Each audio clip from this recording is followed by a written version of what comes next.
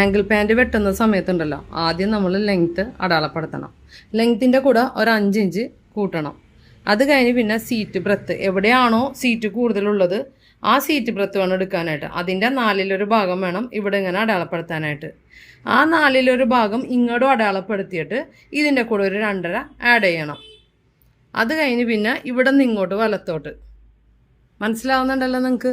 ഇവിടെ നിന്ന് ഇങ്ങോട്ട് വലത്തോട്ട് ഒരു 2.5. അത് ബാക്ക് കൂടുതലുള്ളവർക്കാണെങ്കിൽ 3.5 അടയാളപ്പെടുത്താം. പിന്നെ എടുക്കേണ്ടത് ഈ ഇതിങ്ങനെ സെൻറ്റർ അടയാളപ്പെടുത്തിയിട്ട് ഈ അളവ് എത്രയും നോക്കിയിട്ട് ഡയറക്റ്റ് അത് കാലിൻ്റെ താഴ്ഭാഗത്തേക്ക് കൊണ്ടുവന്നിട്ട് അത് അടയാളപ്പെടുത്തുക. എന്നിട്ട് ടേപ്പിൻ്റെ പകുതി എടുക്കുക. ഇപ്പോൾ 10 ആണെങ്കിൽ 5 എടുക്കണം. ഇപ്പോൾ ഈ സെൻറ്ററിൽ നിന്ന് ഇവിടെ നിന്ന് ഇങ്ങോട്ട് 3 ഇഞ്ചും ഇവിടെ നിന്ന് ഇങ്ങോട്ട് 3 ഇഞ്ചും അടയാളപ്പെടുത്തണം. നേരെ മറിച്ച് നിങ്ങൾക്ക് പലാസമാണ് ആവശ്യമെങ്കിൽ ഇവിടെ നിന്ന് ഈ വന്ന കംപ്ലീറ്റ് എടുക്കാം കേട്ടോ, ഇവിടെ നിന്ന് ഇപ്പുറത്തേക്ക്. അപ്പോൾ ഇവിടെ നിന്ന് ഇങ്ങോട്ട് എത്രയാണ് തുണി കിട്ടണം